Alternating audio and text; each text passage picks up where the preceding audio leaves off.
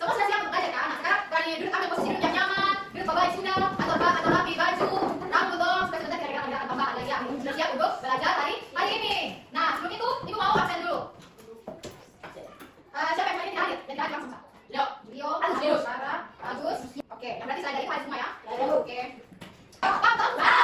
1, 2, 3. Menjauh, dekat, jauh, dekat, tekan lagi suara. Kaki atau ibu, kalian balik. 1, 2, 3. Jauh, itu maksud jauh, dekat.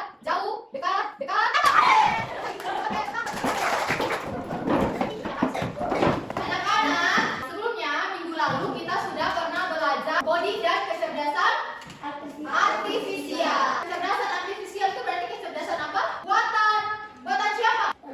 Manusia, betul sekali. Jadi itu kecerdasan yang dibuat oleh manusia. Nah, minggu ini kita akan mengenali yang namanya berpikir komputasional. Apa? Berpikir komputasional. Oke, sebelumnya kita lihat gambar ini dulu di depan. Nah, semua perhatikan gambar 1. Itu adalah gambar apa? Kulit. Nah, di situ apa yang kalian lihat pada gambar 1 ini? Ekor. Ekornya bagaimana?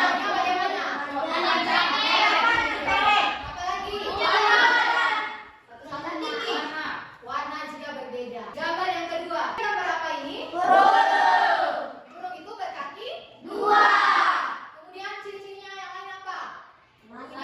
Punya sayap. Kita lihat lagi gambar yang ketiga. Gambar apa ini? Ada yang sudah tahu? Alien.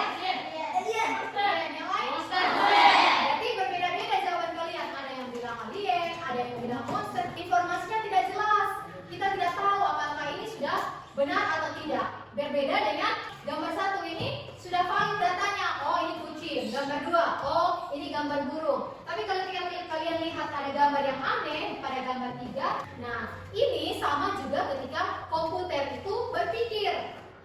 Komputer itu sudah tahu, oh, data ini valid atau tidak. Sama dengan pikiran kita sebagai manusia.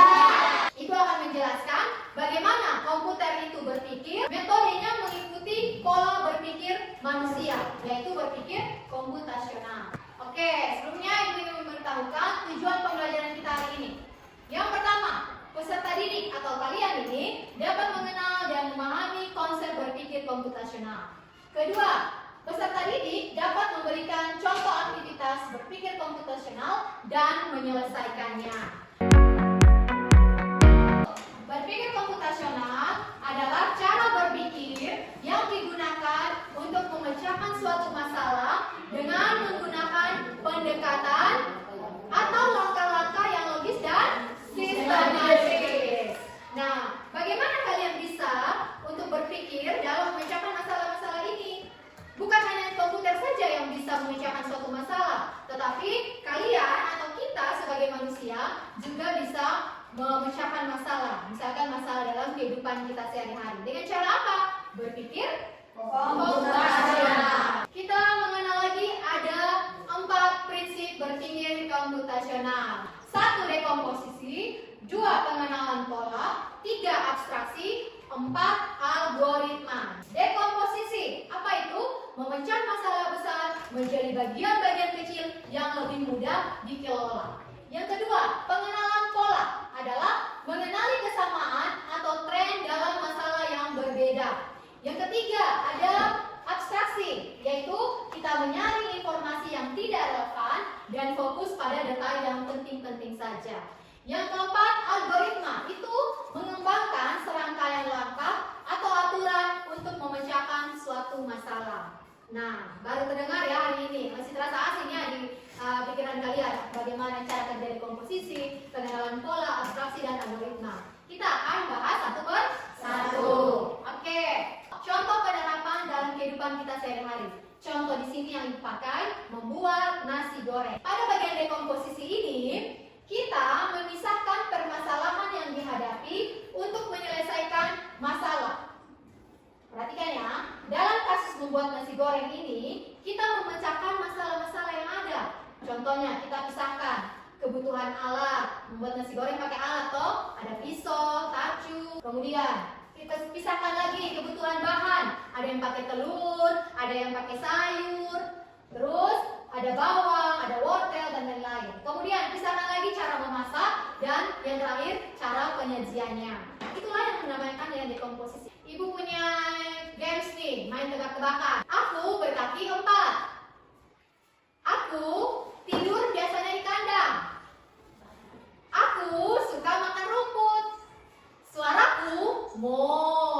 Siapakah aku? Sapi. Nah, semua sudah tahu ya, berarti itu suara sapi. Kalau ibu sudah mulai menyebutkan clue-cluenya, berarti kalian sudah paham kan? Dari masalah-masalah kecil, gabung, oh saya sudah tahu jawabannya ibu. Nah, itu cara berpikir menggunakan prinsip yang pertama, yaitu dekomposisi. Pada pengenalan pola, kita mengenali apakah ada kesamaan pola untuk menyelesaikan permasalahan kali ini dengan permasalahan yang serupa atau sama. Misalnya begini, ini kita pakai contoh membuat nasi goreng. Kita bisa pakai pola yang sama untuk membuat apa? Mie goreng misalkan. Ya kan? Bahan-bahannya kan sama. Ada bawang, ada telur, ditumis. Nah, pola yang pertama kan sama, tetapi nanti bahannya berbeda. Kalau tadi bahannya nasi, kalau membuat mie goreng bahannya apa? Mie. Nah, seperti itu. Itu kita mengenal polanya. Pola memasak nasi goreng. Pola yang sama akan kita terapkan juga kalau kita mau membuat mie goreng atau apalagi nasi goreng kan tadi, apalagi misalkan ayam goreng yang pakai bumbu-bumbu itu toh, semua biasa masak di rumah bantu orang tua toh? Ya. Nah, ini iya yang paling besar pasti dia pernah masak. Oke. Kita ada games lagi, ayo main. Nomor 1 ada gambar lingkaran, nomor 2 ada gambar bintang, nomor 3 ada gambar love, nomor 4 ada gambar segitiga. Nomor 6 ada gambar bintang, nomor 7 ada gambar love. Kira-kira nomor 5 dan 8 kita isi dengan gambar apa? Mulai dari gambar 5 dulu. Coba berpikir. Bulat lingkaran. Oke. Yang lain? Segitiga. Oke, kita cek ya. Nomor 5 kira-kira gambarnya apa? Lingkaran. Gambar 8 apa? Segitiga. Segi, Irfan. Segitiga. Bukan persegitiga namanya. Bintang. Segitiga. Apakah nomor 8 segitiga? Ya, benar. Bagaimana Dirfan bisa tahu atau bagaimana teman-teman yang lain bisa tahu? Apa Dirfan? Coba kamu utarakan pendapat kamu. Karena nomor 1 dia menggambar lingkaran, Terus? dia nomor 5 mengganti posisi nomor 1. Ya, bisa diterima jawabannya. Nomor 1 dia berulang ya. Di situ polanya berulang. Nomor 1, 2, 3, 4. Stop. Maka nomor 5 mengulangi lagi dari nomor 1. Selanjutnya sampai nomor 8 dia sama dengan nomor 4. Oke, berarti sudah mulai paham ya. Ada warna dan bentuk yang berbeda. Kira-kira nomor 7 kita isi apa? Atau apa yang kalian lihat? Pola apa yang terbentuk di situ? Bintang. Selain bintang, warna. Coba lihat, warna. Berarti setelah kuning apa? Merah. Lagi kita cek nomor 7. Merah. Nomor 8? Kuning. Nah, ini pola yang terbentuk di sini. Kita lihat, abstraksi itu dia mencari bagian penting dari permasalahan yang harus diselesaikan dan mencari solusi untuk bagian yang tidak penting. Jadi abstraksi itu kita lihat yang penting-penting saja, kita abaikan yang tidak penting. Lihat, yang penting dalam pembuatan nasi goreng itu apa? Bahan utamanya seperti apa? Alat utama yang digunakan seperti apa? Kemudian urutan langkahnya, itu hal-hal yang penting yang kita pakai. Kalau yang tidak penting kita buang saja. Contohnya warna tacu. Kalian mau masak masih pilih-pilih warna tacu? Tidak. Atau merek kecap. Ada sebentar sudah ada kecap Bano, dong masih coba cari lagi kecap ABC. Begitu kok? Tidak. Iya. Jadi kita abaikan hal yang tidak penting supaya kita fokus pada masalah kita, yaitu membuat nasi goreng supaya cepat selesai. Pada algoritma ini kita membuat langkah-langkah untuk menyelesaikan permasalahan. Dalam hal ini artinya membuat langkah-langkah untuk memasak nasi goreng hingga hasil akhir pada penyajian. Jadi algoritma itu kita menyusun rentetannya secara berurutan dan terstruktur.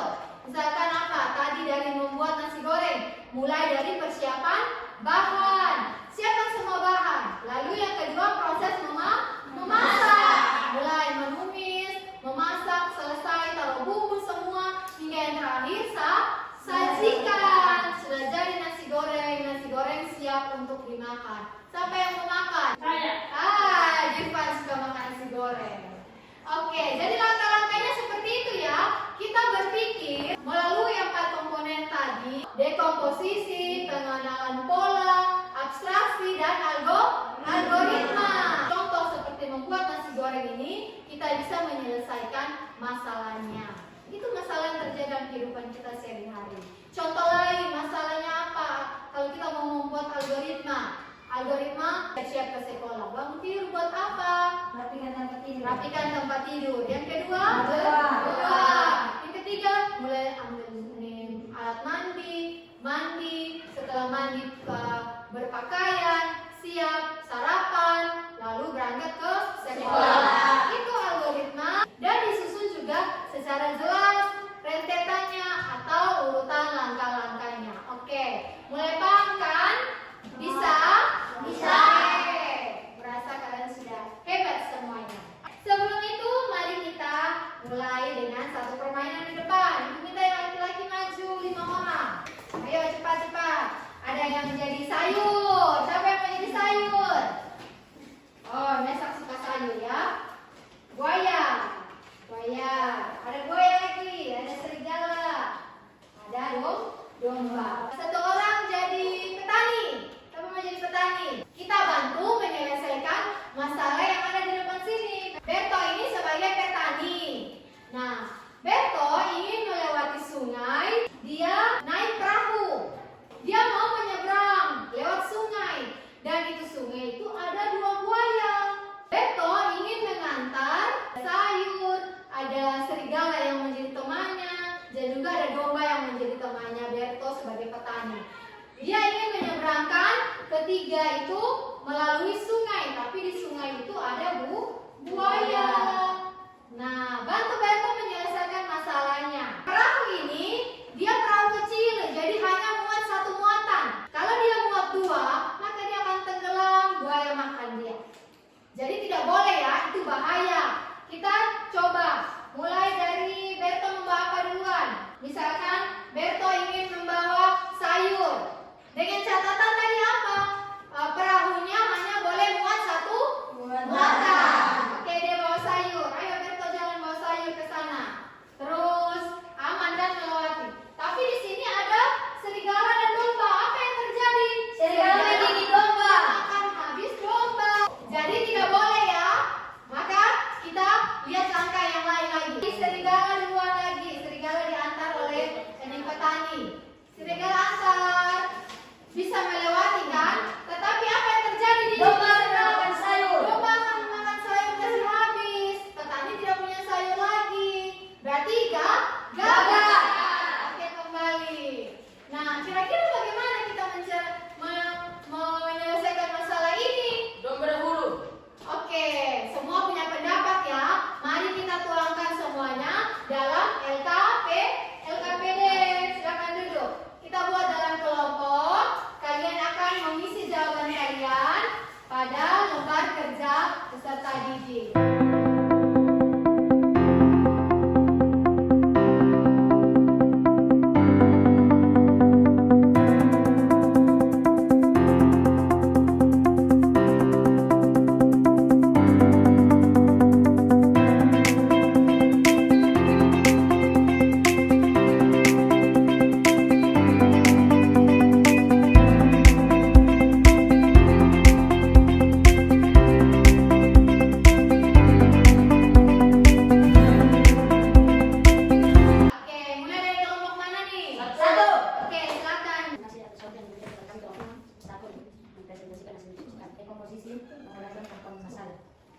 Siapa saja yang terlibat, petani, buaya, perahu, domba, sungai, sayuran, serigala.